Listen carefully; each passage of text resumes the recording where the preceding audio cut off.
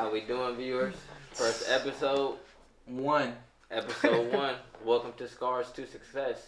Letting them know what it is. Scars to Success. We're going to be interviewing a lot of people. We also going to be chilling with the homies. It might just be me and Brody, me and the lady. You never know. It's going to be a whole lot. So, We got a lot coming.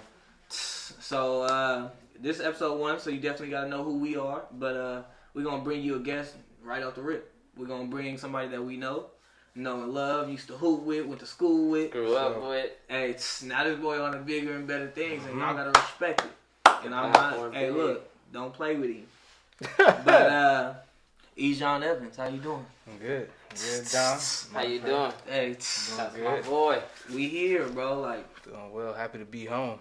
Happy to, for sure, happy to do this podcast and just talk more about what we experienced, what I experienced, and see how we could help and share and inspire. That's number one. That's good. hey, 916, born and raised, 916, repping all up in here. Success.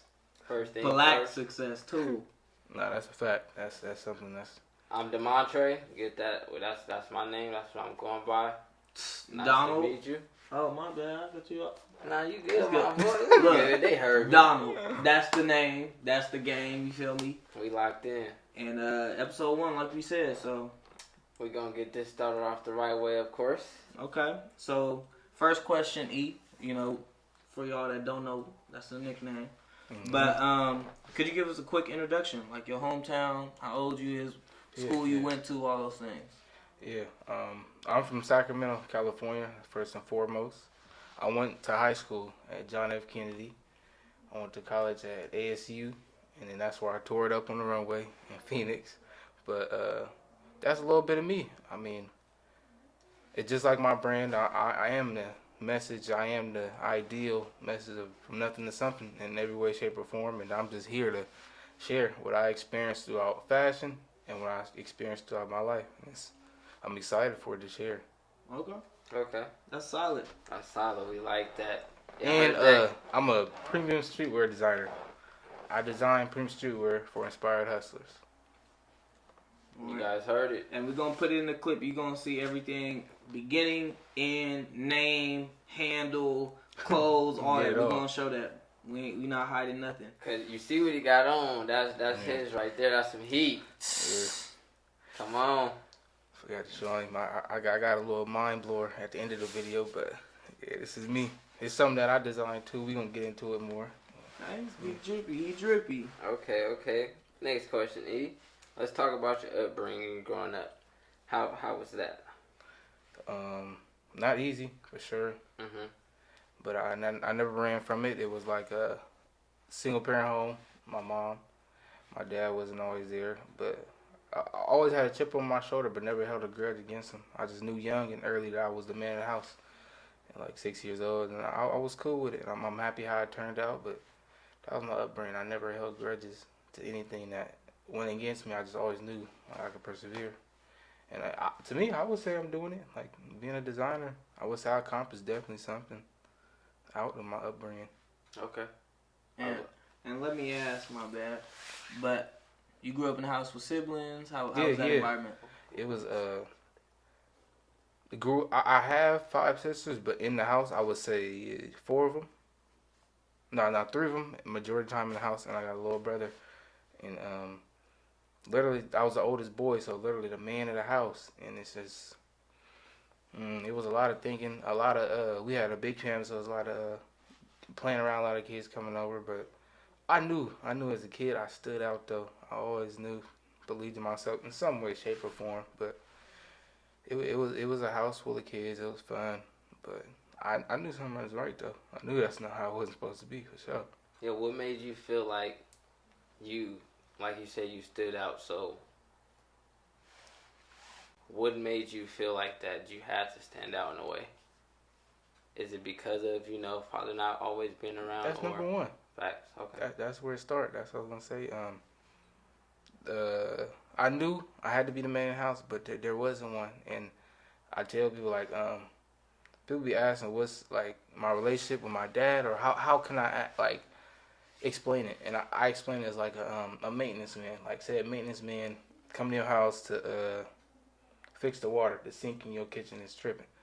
The maintenance man come to the door, and he come on the door. He be like, "Hey, I'm here to fix sink," and you like, "Oh, it's right this way. I need to do this." And he like, "Oh, damn, like I forgot my tools. Let me go to Home Depot or whatever to get some tools and come back." But you need your sink fixed, like you need it done. So Right you now, kind of get on YouTube or figure it out yourself. So in that analogy, the maintenance man is my dad. So it's like when that maintenance man come back and you do it, it's kind of like, I mean, I figured it out. The job is done. Like Ooh. I learned it. Like I probably went on YouTube. I probably done messed up the sink like twice. But I figured it out. By the time he came back, it's kind of like, I mean, I ain't mad at the maintenance man. We got the water going, so it's like I'm cool with it. Okay. Yeah, I understood that. Yeah, though. we understood. A great analogy. Yeah, I like that. He said it ain't hitting the same now that you done came later, bro. Yeah, it is. It's already done. I mean, it's appreciated, but it ain't, you know what I mean? Yeah, bro. I mean, the water working. Okay, that's solid. So, we definitely want to know what your life was like in middle school. What school did you go to in middle school? I went to Sutter. Like, come on, we tore it down. That's the rivalry. Cal. It was Sutter K. It was anybody K. And if you mess with Cal, it was bad. Hey, we lost to Fern. I said we lost to Fern Bacon. I went to Fern Bacon. We lost to Sutter in the Tore it championship. down, bro. Bad. I'm talking about bad. And I was mad because I had a terrible game. But Hey, when I tell you that boy Savon, Yeah, if you y'all gotta give it to know, him. Savon was terrorizing You gotta give people. it to him. yeah. I'm talking, Yeah. He said man, terrorizing. 12 seconds. I'll never forget this in my life. And we went to high school with him. Me and Demontrae went to high school, Savon. This That dude high really, 12 seconds left, slowly walked down that left wing like he knew the clock in his head, though. Next thing you know, I'm guarding him. He go, hella quick stutter, step back. I'm jumping. You know, when you think somebody just chucking it up, you know, at the end of the game, they ain't finna win it. I'm like, niggas, whatever. So then I look, turn around after the buzzer beat. He walked away. That shit. Oh, it's nothing you can do after that besides bro, put you your can't. head down and walk back to the bench. Hey, hoop life was real though back then. It was fun. It was everything we had. Nah, for That's real. really everything that kept us connected too, though. Nah, facts. Like that's, you know, I learned a lot in hoop, like life from and coaches. discipline Yeah, towards. yes. Thankful for a lot of coaches too Yeah, on the yeah. journey.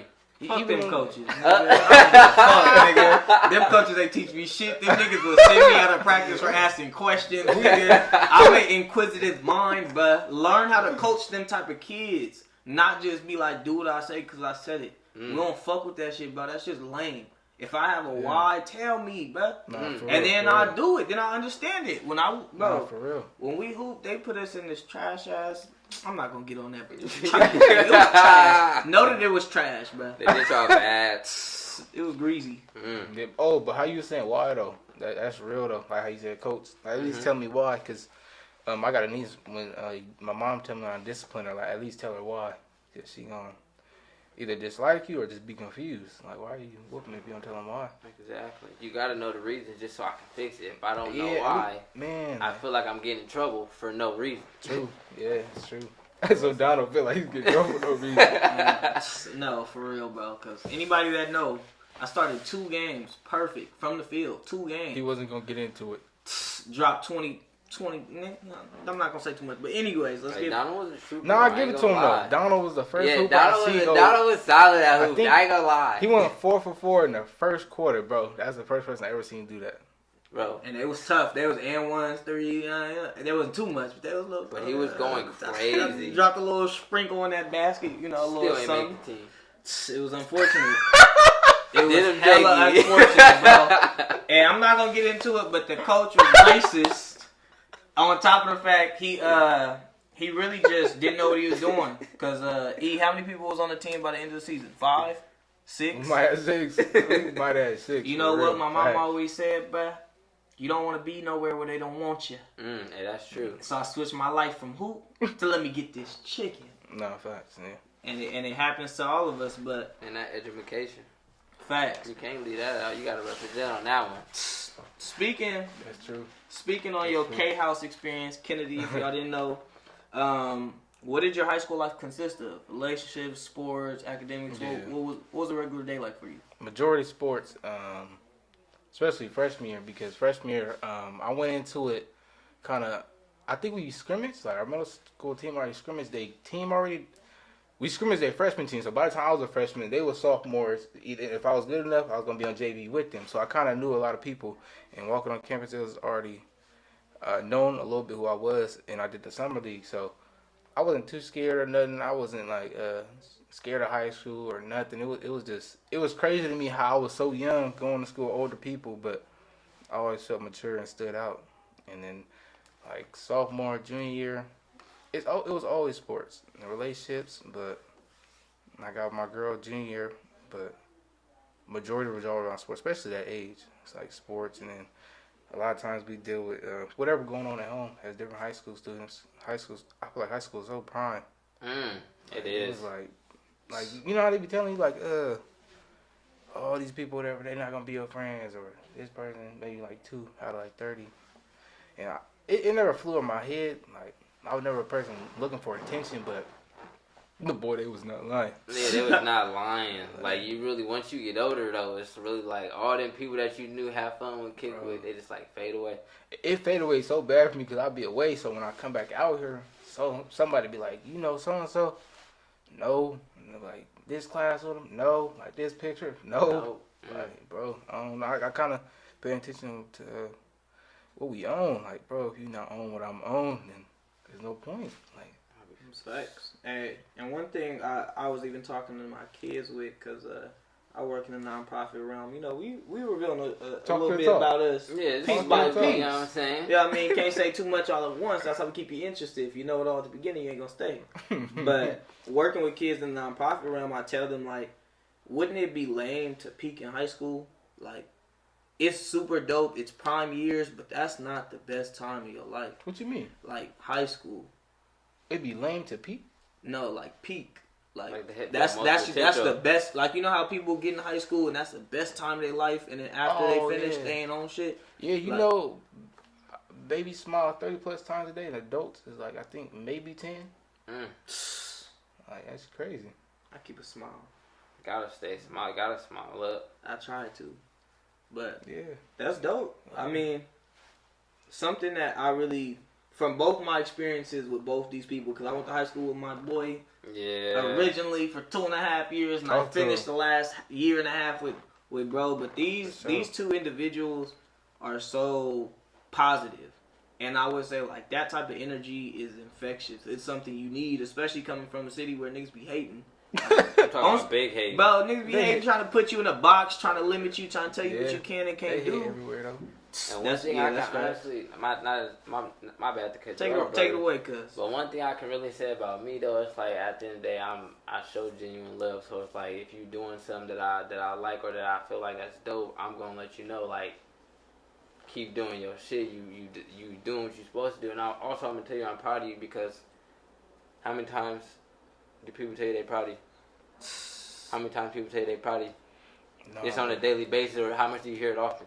If it ain't my mama, you know, I ain't hearing it too often unless it's from my close peeps. Yeah, I mean, I ain't gonna lie, the last person to tell me that, probably my girl, but my friend one time, he surprised me because I ain't been told in a while, but he said out of nowhere, he wasn't, because I ain't do nothing big or crazy or tell me anything big or crazy. He was just like, I'm just basically appreciating like the times that we kicked it, and I realized like you kept the same like hustle or whatever I was attached to, like you never gave up, whether it was work, school, or a business. But he was telling probably, I was like okay, but that's real though. But it makes you feel good though, because it's just like, you know, somebody's acknowledging what I'm doing in a certain way. But it's like, they're not forcing. This is like a genuine, I'm proud of you. Like I really recognize what you got going on and what you're doing. I just be feeling like it's dope when it really comes from the heart. You feel me? Some people be fake with this shit, but it's like when that shit real genuine, it's nothing but love. You gonna feel it for real. Your body, your energy. But we not gonna go too off topic about me. You know what I'm saying, we're not gonna go too off topic. But you have fun through high school. You graduated.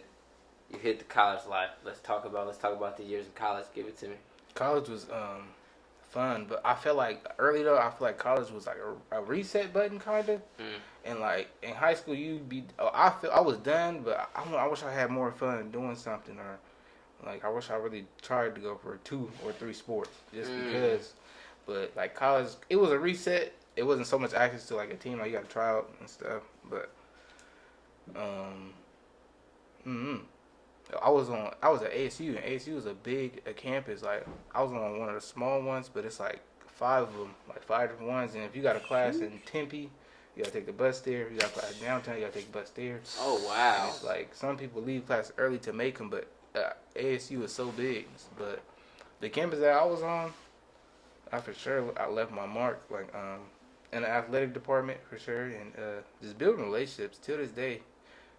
Deans and stuff still try and keep contact with me, and I try to keep contact with them. That's good. Y'all heard that? Relationships, they are very important as you get older. You gotta build relationships. No, relationships, and the biggest thing I learned in college, like I swear, is to, how to be like open-minded. Like coming from Sacramento, wherever you from, the mindset that I got though is like a lot of times guard up. And it's like looking over your shoulder. And when I would go around people and they be looking at me like, well, I'm looking at every car driving past slow. Why am I tripping? Like, pay attention to the conversation. And I'm like, bro, I'm not used to that.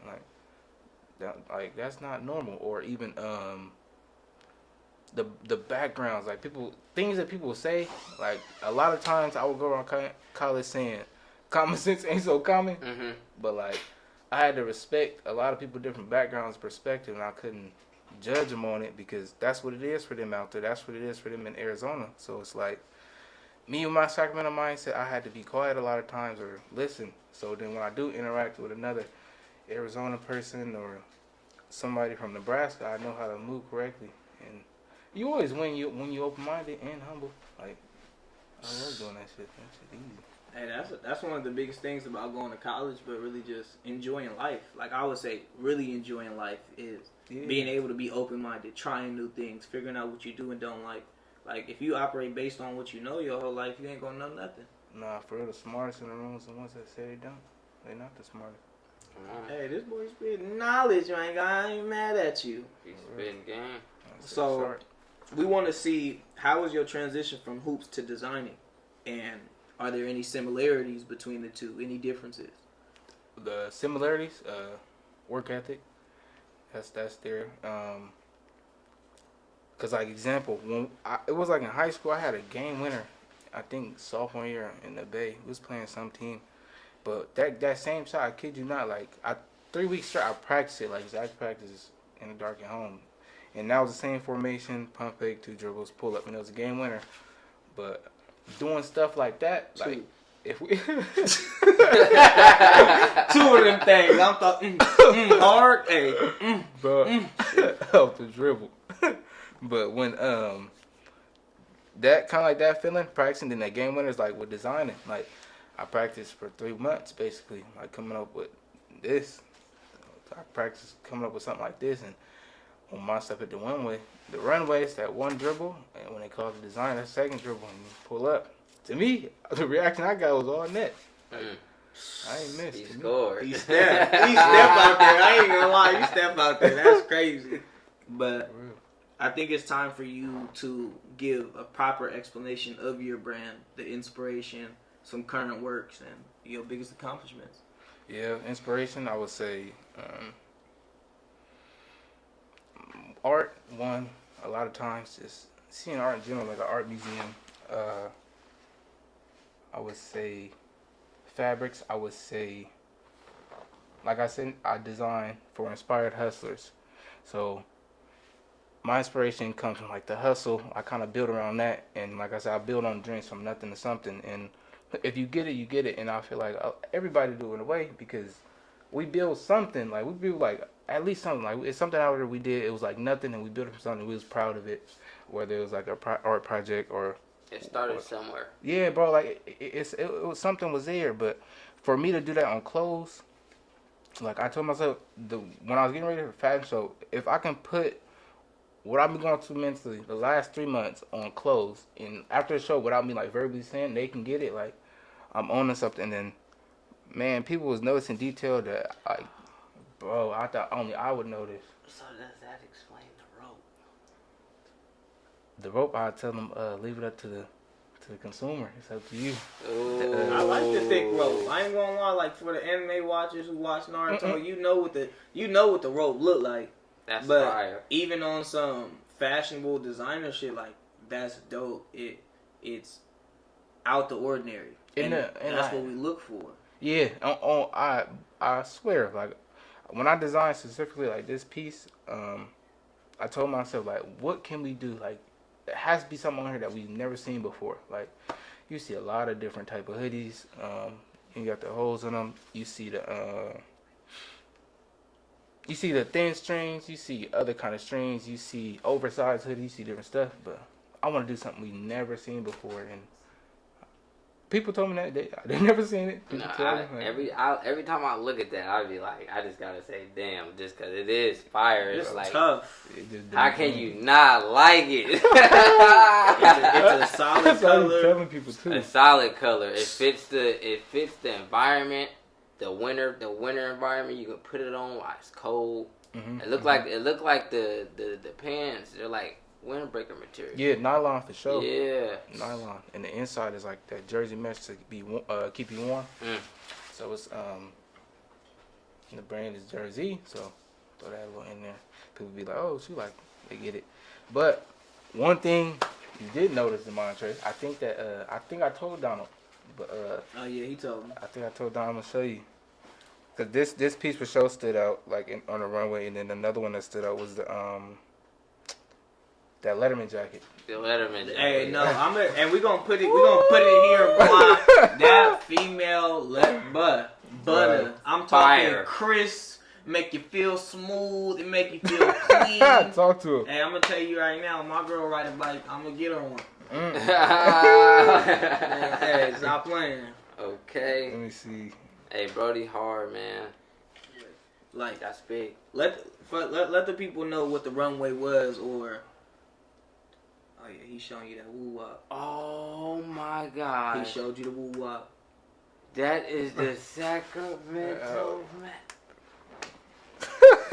Y'all getting it firsthand. Y'all getting it firsthand from somebody who's really out here making something different from Sac, putting on. He's trying to pull himself together. Tell him. Wait. He's trying to pull himself together. Wait. Can you show the people the back? They not gonna understand it. Yeah, but can you just show them the back? For sure. If you know. Sure. Come on, y'all don't. You gotta know. If you don't know, you don't know. If you don't know, you ain't from 916. Man, that's all I'm gonna say. Hey, just know he put it on, literally. Hey, yeah, that's tough. Bro. Literally, yeah. Come on, bro. That's tough. Hands on. Nah, for real. That was a part of the piece too. I'm like, the collection was called Homage Collection, and I'm pulling every part of me and putting it into the clothes. But how can I say Sacramento without saying Sacramento? Because like I want the East Coast or wherever you from to wear it, but like you rocking it. So it's like whoever get it, like people from Sacramento, you know if you know, but if you're not, it's still like abstract art then. Exactly, because it's hard either way it goes. But once you know what it is, it makes it that much harder. Yeah, like, whoa. It's to the consumer, and I think you playing on all levels by appealing to those outside of your own location, outside of your comfortable your comfort zone. And by doing that, not only are you expanding, but you're bringing something new to the fashion game that we ain't seen. Yeah, that's my goal. Never seen. Every time. The hype, y'all better give him a call. He can show y'all a few things or two. And the price is going up. Man. And with this being your personal brand, with you doing everything yourself, hands on, in your opinion, what do you think's harder, designing or sewing? I think the designing process, sewing, I would say, I sewed for a little bit, but I had got help with it when I make like multiple pieces. But I feel like the design process is harder because it's like you gotta make whatever going on in the head come to life. Like, it's a picture. It's like, bro, like it's real. You go through every emotion, bro. Like at least I did when designing something because I knew I wanted to come correct and be like premium streetwear. So every detail mattered. The colorway, bro, the fabric, that was big for me. The statements, like things that I'm saying, like I'm really making my consumer read through the lines. And man, from the lead up to the runway, the design process, it was crucial, very crucial. I was at the design process. The design process? Yeah. Man, that's tough. Because the design, I'm telling you, man, even the way the jersey is on the sweater, the way it's curved. Come on, man. What's for real? and this might be more for the sewing side, but what's the biggest obstacle finding, like, resource wise? I would say I wouldn't say networking, but finding somebody that like work for you and whatever your vision that you're going for.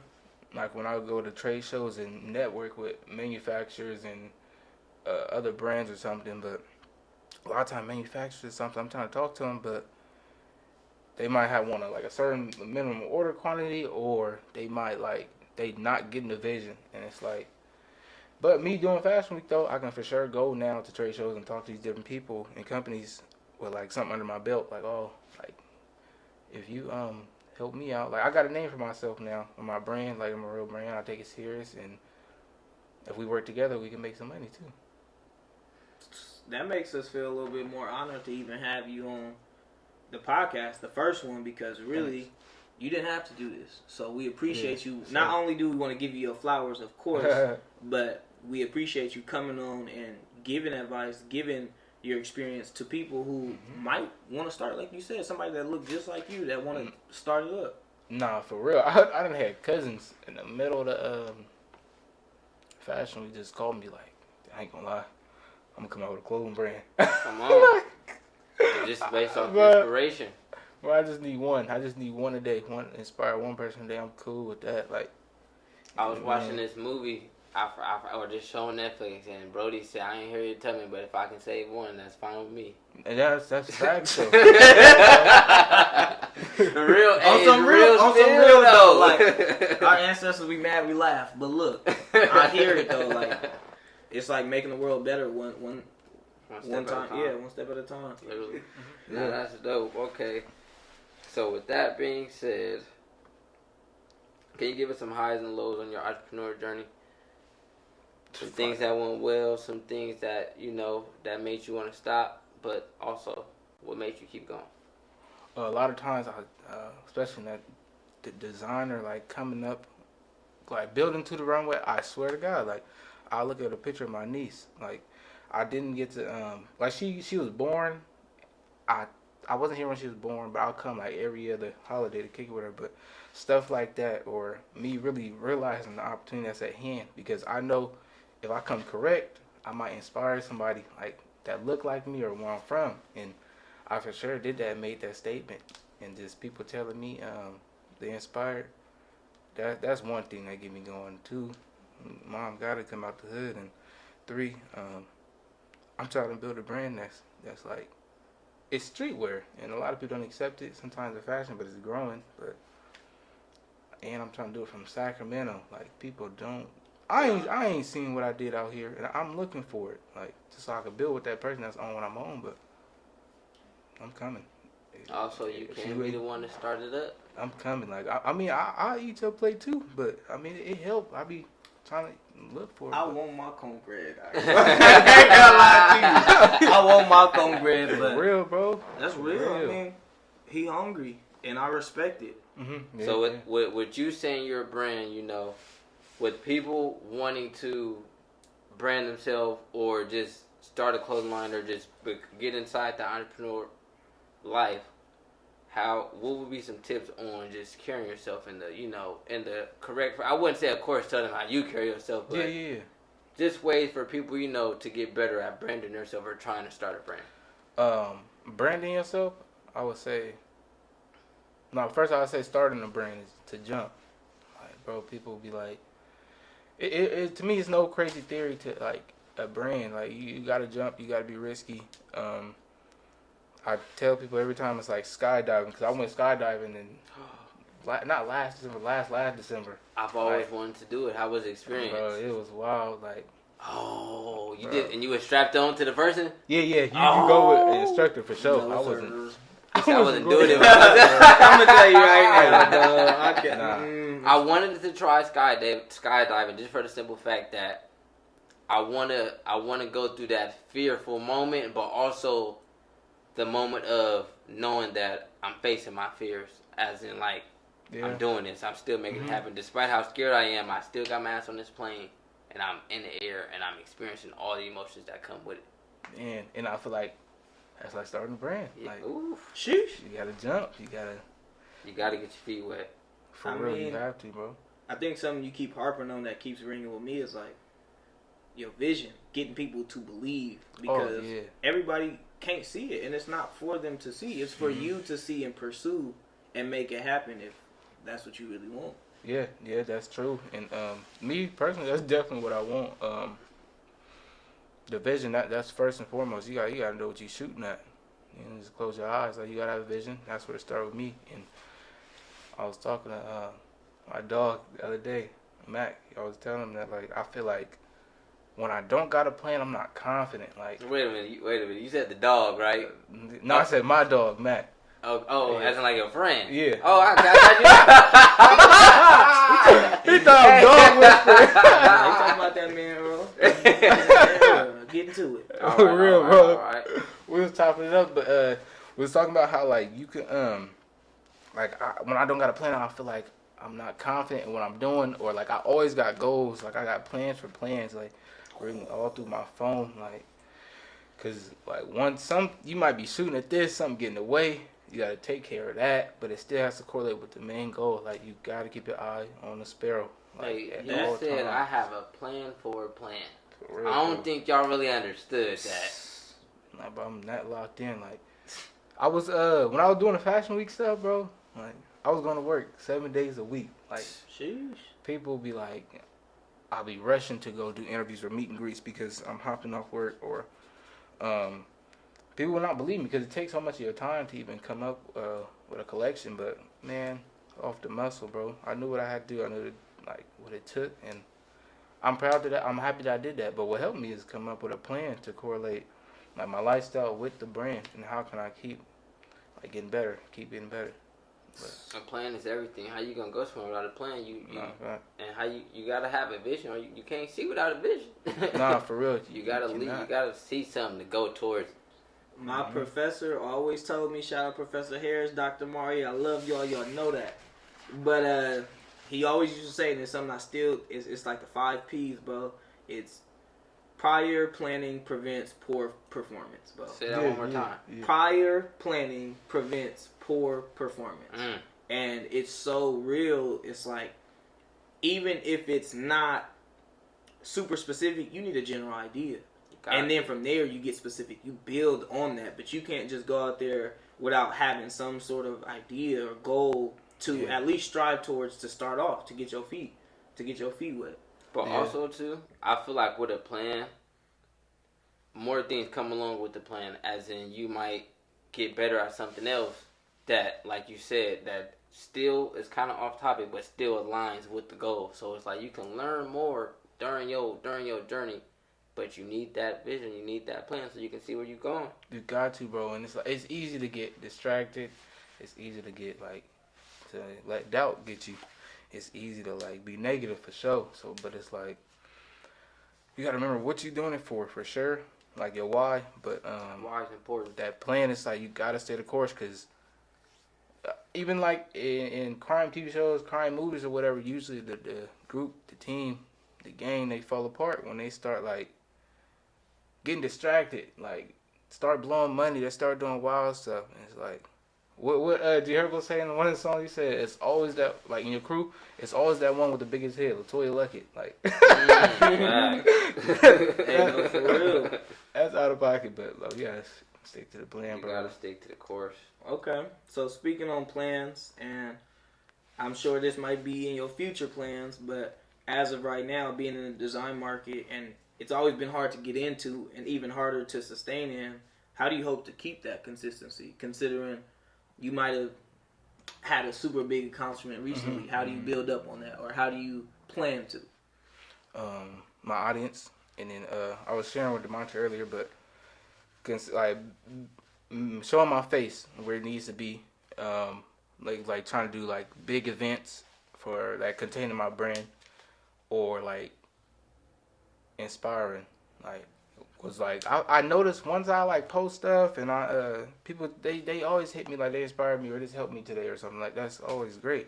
But once I do that, the momentum is always like there, because it's more than just clothes. Like, yeah, you like the clothes and all that, but the momentum kept going because like you thought about the brand. Because like example, if I do an event, I don't just like sell clothes. I would give you a keychain or something with meaning or something on it, or a positive thank you note.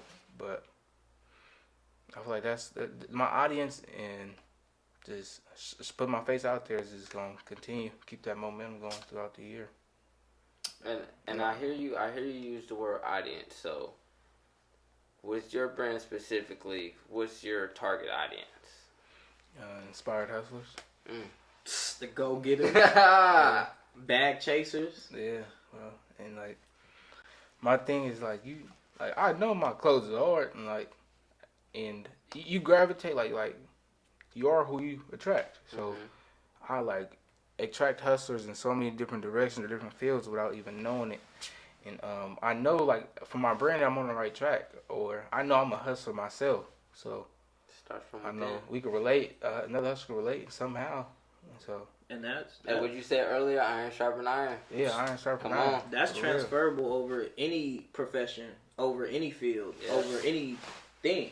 So it's really like I feel like what you saying could appeal to a young up and coming professional. It can appeal to a person still striving to go further, athletes, artists, anything really. Like that applies to anybody that's really trying to change where they came from, or at least go on bigger and better. Yeah, a hustle, because the hustle is like, it's a part of the journey for sure, but it's the motor inside you. Like, that's like, we all relate because we ran into something, a challenge within our lives where it's like, it's up to you. It's like, I mean, like if you gonna fold or you gonna proceed through the situation, whether it was in school or it was in a relationship, whether it was in athletics or whether it was in a brand or something. But it's that motor inside you, and sometimes if you could think of the last time you did something that was like so like you felt invincible, like you felt like you couldn't be touched. Like for me, it was walking on that stage. Like I felt invincible because I finally got a chance for everybody to see what I did. But like, bro, it's like what's next? Like, bro, I just did something like I never thought I could do. But and it's like once you do it, like you said, it's the what's next now. It's like you're just like that bar set. You set that bar somewhere that you didn't even think you could set it at. Nah, for sure. Because before I even did it, I remember asking my boy, or no, we was just talking about it. Like, damn, like I can't wait one day just to be at a show, like front row, just sitting there. I ain't even talking about my designs or nothing. I just was grateful to like envision that. But for me to be backstage though, boy, that's different. And it ain't no dream. It ain't no dream. I'm gonna say it's something that you actually taking steps towards. You're actually making it happen now. So all that hard work gonna pay off. Because really, if it ain't working, work harder. And for I don't see you running from it. Not at all. I'm running towards it. Oh, he dangerous. He a fool. I'm running towards it. Hey, all head full of steam. For real, bro. we on it. Okay, so with that being said, I'm gonna ask this question just because it's perfectly well equipped with what we're talking about. Mm-hmm. What do you think was more impactful in your journey? Changing your mentality or changing your environment? The mentality first. Like that's where it starts. If it ain't good upstairs, boy, you don't know what's gonna go down. Everything that come after it, but the mentality, for sure. My mentality, I changed that a long time ago. I changed that when I was 6 years old and had to be the man in the house. I've been changed it so. And just as I progressed and I got older, it was just like it was getting more real. I was getting more access to what I can do and how I could help, or better ways to inspire. So changing my mentality and going after that. And the environment, what they say, like you can't take him out the hood. Like you don't gotta leave the hood physically, but you gotta leave the hood mentally. Yeah. So it's like that. Like I've been changed my mindset a long time ago. Like y'all put the plate in front of me. Like y'all finally gave me an opportunity. Like even fast when y'all let somebody from Sacramento that looked like me get on that stage and act a fool. Like I'm what? Showed his ass. Bro, That's all he needed to do. Look at me now. Look at him now. Bro, huh? But also, what's Y'all next? said who finna be there? Right. Like what? Hey, that's That's dope. You wanna go live real quick? Yeah, we can go out. Hey, look, hey, special, hey. Come on. Look We at here. us. We here to the camera. I'm gonna tell you right now, we with it. This the practice. Y'all look cool from right there. Yeah, that's solid. Okay. And one thing I'm gonna say, while he's setting that up, houseplant. If you don't know, this is a Seth Rogen. You know what I mean? If you know what it is, you know what I mean? Pay the bills, Don. Hey, so all I'm gonna say is, Pay the bills. I know we just starting, but look. You know what I mean? Just look at the smile. Just look at the smile. Commercial. Hey, wait. Oh, I thought you had a commercial orbit, boy. Hey, look. I'm trying to tell you. He got it on both sides, house and plants. That's all I'm gonna say. And it's locked all the way. It's very useful. I'm gonna just tell you that. That's cool though for y'all. Y'all Nah, well, I'm gonna keep working at both. Yeah, that's solid. So, live, we let's just practice. You know you can practice live, bro. Like, I didn't know see how that. you look. No, I did not know that. Like, let me see. He's setting up the lot. Hey, we feel really exclusive, man. My man, like he said, he carry himself like a brand, so you know everybody don't get access to this right here. No, for real, you don't, bro. You really don't. And that's something that is just knowing that time and place. Like, there's gonna be people who trying to carry themselves in business environments and still acting like they in the streets, in the hood, in an environment that it's not. Like, just adapt, still be authentic, but adapt and take it serious, because when he come off as serious, he'll let me know he not playing no games. No, I can't come to him and try to low. No, I'm paying the price he set, because he know what it's worth. He know the quality. He know the time. He knows the learning he had to do. Like, people don't talk about that. You had to educate yourself to even get into this space. So respect it. Like you said though, like he said, it's something that's not talked about is the grind in the in between. Everybody only see the finished product. I got thick They don't thighs, see the bro. hourly. They don't see the long nights. They don't see. This dude is wild. I'm trying to listen to Demontrae, bro. But they don't see the long nights. They don't see the grind. They don't see how he's really doing all this stuff himself. So it's like it really takes like real determination. No. But to do it every day, that's the hard part. Just imagine pushing yourself every day thinking it's not paying off, but also thinking it's paying off. So it's like, I feel like we fight our minds more than anything. But once we get out of our minds, we able to be good. My boy Yanae he said, the mind is a powerful place. It is. And what you feed it can affect you in a powerful way. So it's like, boy, you gotta feed it the right material, because if you feed it the wrong material, it can go the wrong way. No, for real. We can go live right now. Hey, and we ain't know. Hey, this, you know what I mean? We locked in. This is just what it is. I would say, like, one thing that is running through my mind as we're going through this is really just talking about, like you said, that mental health space, but also just translating that into hard work, into consistency, into dedication, because it's hard to find somebody. You 23, my boy? Yeah. 23, who's as dedicated to the work and dedicated to the craft, and I'm not, you know what I mean, saying too much, but we've seen a lot of people who didn't continue on, who dropped out after the first drop, who didn't want to continue, or didn't have the facilities to continue. But for you, it's, I'm on it, I'm trying to get better, I'm trying to improve, and I'm trying to try something new. Yeah, for sure. The perseverance, like, that's in me, because doing a fashion show, like I said, was something I never experienced. Being design, I don't got like a design background. Like, I ain't go to design school or nothing. Like, I know I always had a creative mind, but I knew going into it was going through every emotion. Like, and when, to me, I was never passionate about it, like designing, but when like, you know, it's passionate when it can make you feel like your other passion. Like, my only other passion was basketball, but like, when you got that same feeling and that eager to like that urge to get up every day and go after that, it's like it's undeniably your passion, bro. Like, you can't run from it. Yeah, bro. It's like you playing yourself if you do. Like, you playing yourself in your gift, but I had to keep going off the muscle every time. Like, that to me makes me want to know, just FYI, what was your major when you went to Arizona State?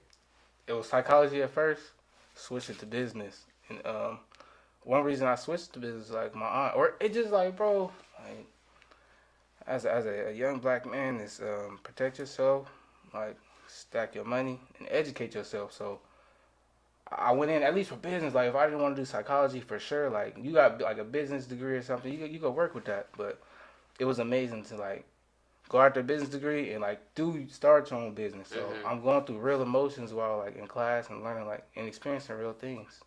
So it's learned experiences and lived experiences. Both are valuable. nah, that's a fact. On your entrepreneurial journey, I know I asked you already highs and lows, but I feel like we don't harp on the highs enough. I know you said the runway was your peak, but So far. Yeah. Yes. Besides the runway, what's the more high moments that you had? The people, random people like Can of Paint, like people I don't know from Can of Paint, run up and tell me they inspired.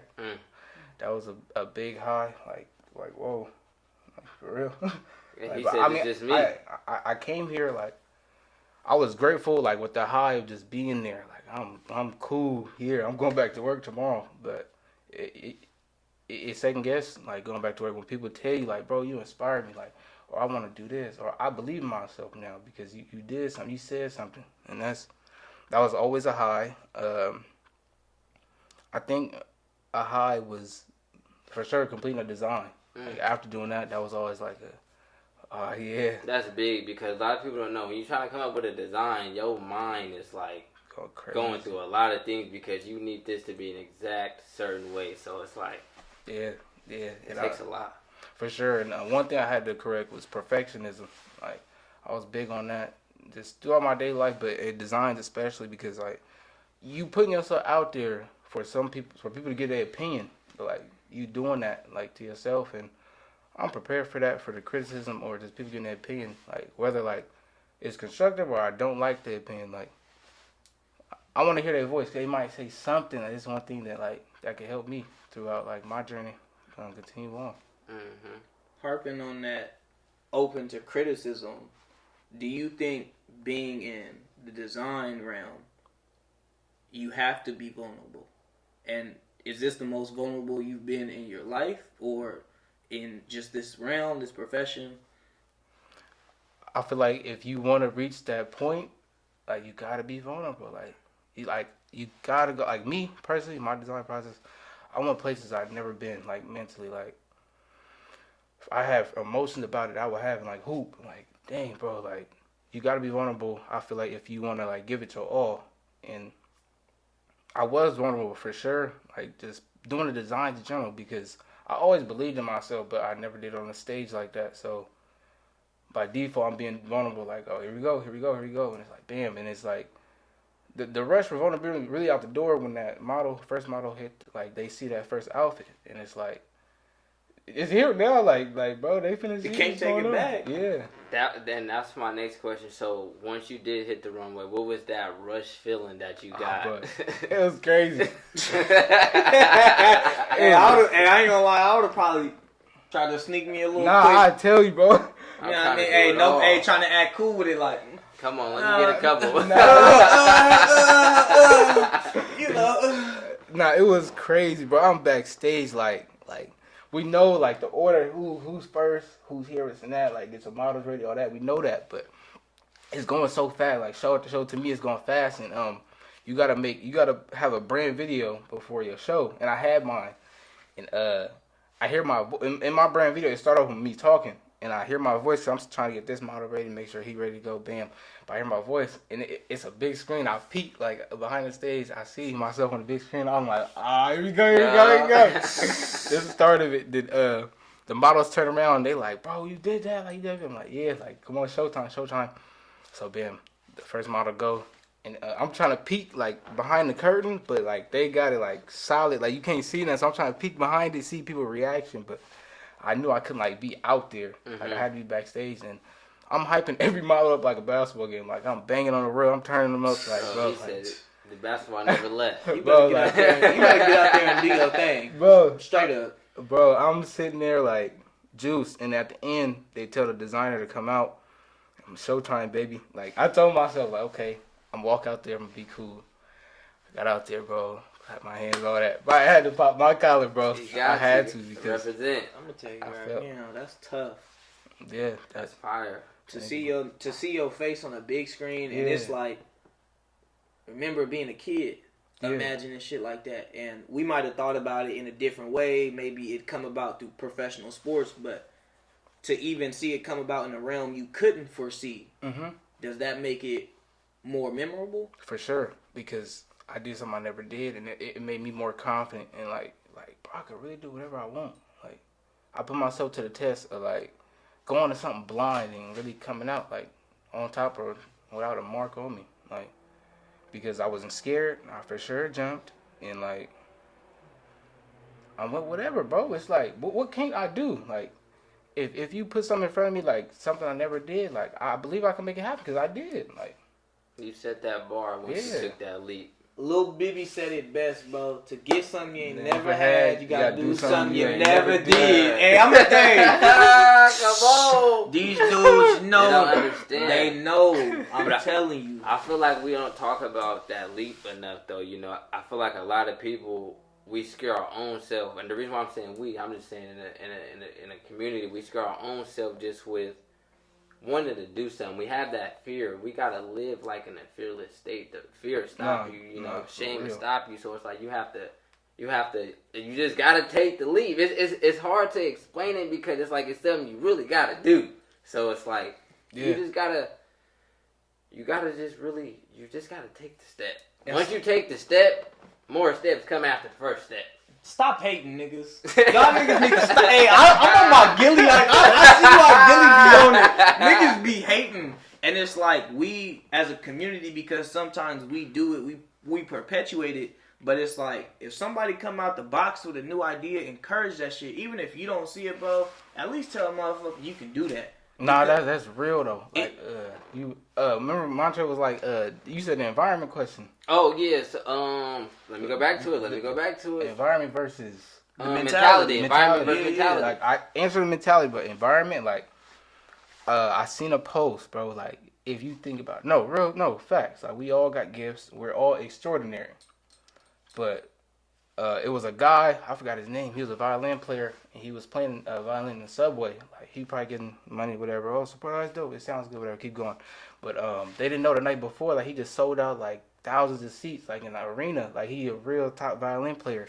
But it was living proof that the extraordinary cannot perform in an ordinary environment, no matter what you do. So a lot of people be like, come back home, like, come to SAC, bro. Like, I'm like, bro, I got something going in Arizona. And it's like, do it here. Like, yeah, like, I can do it anywhere I want, cause with hey, that's a jewel. I don't think they understood that. The extraordinary. Say it again. I'm sorry. I can't say it like how you said it. The extraordinary cannot operate in an ordinary environment. So then that go back. Let's bring it back. That go back to when we in high school. Like, I remember we had counselors telling us like to apply for city college, like not believing us from the get go. So it's like, how can I even see a university if your first job and you supposed to be my counselor, you telling me a city college? Like, how can I see $5,000 like a month making that consistently if it was never like put in front of me? Like I started home. The bar was set low. Yeah, I like that. I think that's something as far as like our point of context. There's two ways you learn in this world. It's what you learn at home and what you learn outside of your home. And outside of your home is where you're going to get the criticism, the hate, the getting put down, getting limited, getting put in a box. And for it to come from staff as well as students, that's, like you said, that's something you got to really fight through. Like, those that can fight through it, y'all are different. Because when the world is against you and you only got you, only the strong survive. And the name speak for itself. Hey, I'm gonna tell you right now, you see Jersey, like, come on, you see Jersey, you see Jersey, talk to him, you see Jersey. I'm telling you, like that is just dope because oftentimes, like y'all were talking about earlier, too many people talk about it. We need more people to be about it in our own community so we can invest that black dollar, so we can invest in those black relationships. And once everybody else win, then you can start winning, bro. it makes if he make it, that make the next person from Sac see that they can make it. He can come back and set up events. We was talking earlier about the lack of events in Sacramento, and wouldn't you want more of that for the people that want to be designers, want to create their own brands, have their own vision? We need to see more of that in our own community first. Yeah, more outlets, so we can really feel it. Because I'm watching the hype, and I'm not even gonna lie, I'm really like, after seeing your runway, this is what the homie could do. Yeah. This is something that I could see him doing, and just his name on there brings the fame, brings the fans, brings the support, and it's bigger than just you, like you said, where you from, what you represent, your business, all of that. So we sitting here with a genius. Yeah. Like, and people need to say that more, because it's crazy to do something over and over again and it didn't work. And here you are doing something over and over again, but it's working. And you're building on it to create an empire, really. And also, too, I think the dopest part, he said, Hakeem! You should have heard it when he first came in the door. That boy, in high school, that's because he used to have the hair with it, I went through a mean phase of strictly Hakeem off Empire. It was insane. I don't look like it now, but when I was young, I don't know. I think it was the mohawk. It was really that mohawk that I had. No, but I think, like, Demontrae, like, if anything, Hakeem is Demontrae. Like, I knew that hairstyle look before Hakeem did it. That, I ain't gonna lie. I ain't gonna lie. I favored that nigga too much, though, when I was young. Once I actually seen the side-by-side pictures, I was like, bro, what? That's crazy. That's when Facebook was popping. I don't care what nobody else say. I heard in other cities, they wasn't really using Facebook like that. In Sacramento, we was using Facebook, bro. We told Facebook. Bro. Like, stop playing, bro. I don't care what nobody say. This is back in the day now. But when we was young, just, you know what I mean? Back to what I was saying, though. I think the best part about this, though, about you being where you at today, is when we were kids, when we were in high school, we would never think back then this is where we'd be at right now. Bro. You feel me? Just it's mind blowing, because it's like we really have to go through like trials and tribulations just to see. It's like kind of like we already had the mindset, but it's like as we got older, it unraveled. Kickstarted a little bit. You feel me? Believed in. And once the moment you believed in yourself and you was really able to make that shit happen, bro, it was really like take off from there, sky's the limit. Because now it's like, now that I did this, okay, what's next? Yeah, Since now that I did the runway, I'm trying to go hit a runway in another city. You feel me? What's next? I'm just saying, we seen the phone calls on before I got here. You see y'all don't know, but he got some big moves coming. You wish it was you. Hey, you who got that phone call? Because I ain't gonna lie, it's really just different. And I think we had talked about it last time we had hooked up, but like, you don't have no designers in your family. No. You don't got nobody giving you $10,000 up front to start your business. Nah. So to really navigate through that realm, essentially on your own, first gen type stuff. Yeah, like, for sure, like, designing world, that's not a part of my family. I did learn my family could dress a little bit, though. Like, they got some style. They got a little drip, but you know what I mean? Look, I don't think I'm finna come back to Sacramento, put everybody on, like, how to dress, but they got it. But, designer world, no. Creative world, yeah. Like, my siblings are somehow creative in their own way, whether it's, like, through event planning or through craft or through cars. But creativity, I feel like it was always open growing up, so I would say that would be close to it. But design school, architecture, no. Oh, that came off the strength of muscle of growing. Yeah. Really, you gotta learn, and those are steps that's important too. I feel like though, as you grow, you gotta adjust, you gotta adapt in order to not even hit your peak, but go towards your peak. Yeah. You gotta get uncomfortable. Okay. Yeah. So we're gonna wrap it up here. But I just want to ask you one last final question, and I don't want no explanation. Just tell me first thing in your mind that pops up, and this is for the basketball fans, and I got one for the intellectuals as well. But first, Michael or LeBron? What? How you pronounce the GOAT? LeBron? That's all I'm gonna say. We might be young, but look, we know what it is. especially in our generation. And my second question is, who is your biggest inspiration in the design game? And who do you want to speak a collaboration with into existence? Okay. First question, design game. Man, I don't know. I ain't have a lot of inspirations at first, but undeniably, the late Virgil. You got to. He's black, creative, crazy. Mind is crazy. Like Virgil, you got to. And second question, collaboration. Future collab. Future collaboration. I like competition. Like I want to do a collaboration to always help the brand, influence all that. But if we going brand for brand, like we could treat it like a versus. Like I'm with whatever. Like they stop making guns when they made yours. Come on. He ready for war. I ain't mad at it. Yeah, bro. If you was able to put your brand on any celebrity, who would it be? Herbie G. Herbie G. G Herbo. Herb gonna be wearing it this year for sure. For sure. Speaking into existence, it's gonna happen. We gonna see it. He will be stamped. It will be tagged. What say is that boy Ben? And LMB never leave my brother. Y'all don't know G Herbo Ben. Humble B. Pivotal to the environment. Come on, they don't get that. They don't understand that. But and this for y'all gonna see it every time, every guest that we have. This is something that we really gotta ask.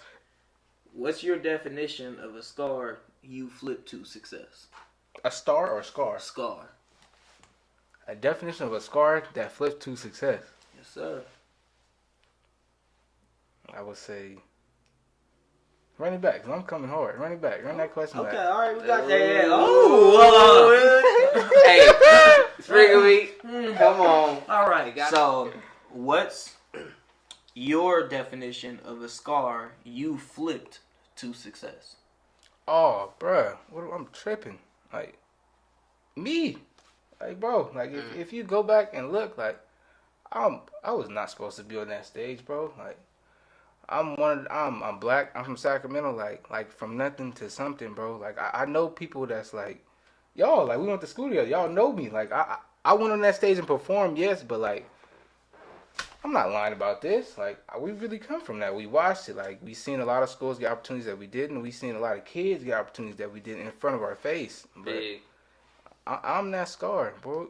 I'm that scar. Like, my goal, like, I know I'm the scar, but I want to turn to generational wealth. But how we was talking about earlier, though, I'm trying to be that crab. Like, the crab in the barrel thing. Like, that crab that's on top, that's holding on, yanking them out. Like, yanking them out. Come on. I need them all. We in the dough. We in the dough. I'm trying to take as many as I can. We in the dough, bro. But I feel like that's like the ultimate. I feel like that's what everyone should. I ain't gonna say everyone, but I feel like that's what the end goal should be. Nah, fuck that. Say everyone. Because y'all be stingy. Y'all thinking it's only enough for you. It's so much money out here. It's so much ideas out here. It's so much good people, good energy, good vibes. Come on, all that, bro. Yeah. That is what we need to be doing. I feel like everyone should be bringing each other up, and that should be the end goal. Because at the end of the day, you holding out information that if you give to the next person, they can flip that information. Now they're giving you back something on the back end. Okay, you can go flip some more information. Now that person gonna tell somebody about you. Now everybody getting resources. So it's like, why not share the pie? We all got enough pie. True. Come on. Nah, true. That's a fact. Knowledge is key, but it's like if you keep it boxed in, how we gonna know about it? Nah, for real, bro. That's a fact. I remember my mom told me that when I was a kid. Like, knowledge is key. It is. Only because I feel like as we get older, as we grow, a lot of people just not gonna pick up a book just to go learn or just go get on the internet research and go learn on their own. They want somebody to teach them or just just be in the mix. But I feel like the most important thing is you gotta learn on your own. That's the best knowledge you gonna get. That's a fact. And I want to. People need people. Come on, people need people. We in a world where, and I tell my kids this, bro. We in a world where y'all got access to Google.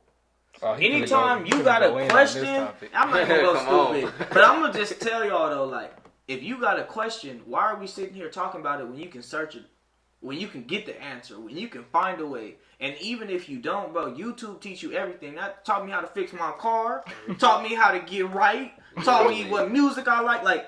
But on a serious note, we got too much information out there to not be searching for it. It's like, what's the point of having a question if you don't really even want the answer? Come on. Because it's in our face. I mean, as long as you got data or Wi-Fi, I mean, it should be easy. Yeah. Now, I mean, I will say it's a journey, of course, trial and error, but I feel like too often we're afraid to take that leap, like you were talking about, just starting it, getting it done. Go ahead. What was you about to say? Oh, no, I was just saying, like, based, like, piggyback off what he was saying, like, just jumping in general, like, whether it's a question thing or whatever it is, bro, you just got to try. You just got to do it because I went into a lot of stuff blind and I came out on top and I was cool with it because, like, I jumped. It was like, it might have been scary or something, but I got the feeling of, like, I'm ready for something else that's uncomfortable. Like, I want that again because I knew how much I grew in that process, so. You Oh, know what? we all interrupting him at this point. He can talk last. Nah, but just one last thing I'm gonna say. I saw something. It said it was a Chinese proverb. It said if you get up one more time than you failed, then you won. And that's all it takes. You can fail 99 times. If you get up 100 times, you won. That's all it takes is one more. And with him saying that, all I was gonna say, I live my life based off chance and choices. Every day you got a chance to do something different, but also every day you got a choice to make a difference. So it's like you really gotta really want it. If you don't want it, it's not gonna work. So it's really all about how bad you want it. If you really want it bad, you're gonna make the changes. You're gonna change the habits. It's hard. I'm not gonna sit here and talk to you guys like it's easy, but when you really put the work in, the results gonna show. That's simple. Whatever you do, going to the gym. And this was recorded in January, nigga. So this is New Year's resolution type shit, nigga. On, but it ain't only when the New Year start. It's all throughout. Bro, start it. If you got ideas, start some research. Start doing it. Start trying it because really, that's how we even here, bro. That's how the homie got a up and coming brand that really got followers and supporters. Not for real. That's how we got this podcast. It's all about starting. If you got an idea, start it, bro. Because the more time you think about it, the less you probably even really gonna do it. Be mindless, be clueless, follow your heart, bro. Just I want to touch on that too, Don. You right? Cause like follow your heart and be like clueless, like you were saying. Like I didn't got to the point where I would say tasks throughout my day or even at work. Like say we gotta clean the living room because it's clothes on the ground or something. Like in your body, you tired, you probably worked or something, or you just ate or whatever. But I done got to a point where I've just moved my body. Like my mind is still like, damn, I'm tired, I don't want to do it. But just get up and just move it. And by the time I look up, like the task was done. So it's like I don't know, I made myself do it in a way. But my body was subconsciously locked in to progress. Mm-hmm. It's like I'm telling myself like I'm tired of it, but my body was saying like, yeah, you wanted it that bad, like go do it. That's the gym game. You want to? But that's our last questions. We definitely want to thank you for showing up, giving us a little bit of insider information that y'all wouldn't have got elsewhere. We got some few viewers on here too. That's all we needed. We were seeing. Also, we thank you for your time. Appreciate you. You was able to, make time for us in your schedule, so we appreciate that. You was able to make a way, and we was able to make a way. Yeah, of course, no problem. And we here, like we here, growing and trying to build something together. I have a final question though. Can you just fill us in a little bit on what you got coming next, just a little bit? You ain't got to give us too much. You ain't got to give us nothing special. Nothing too major. What's today? Today we got we on the 30th. 30th. January 30th, y'all. It's I'm supposed to show up at some type of championship sports event coming up soon. That's all y'all need to know. It. It's an event he's supposed to be showing up at.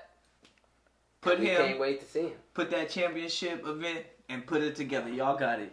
That is wraps on episode 1 of Scars to Success. Thank you all for watching. Subscribe, like, comment, all those things. Share, and keep sharing. Share it to your mama, your daddy, your auntie, your uncle, your cousin, your sister. And you know you've been waiting to see us on podcast, bro. I can't tell you how many people done told us we need to get one, and we here. Mm-hmm. We here now.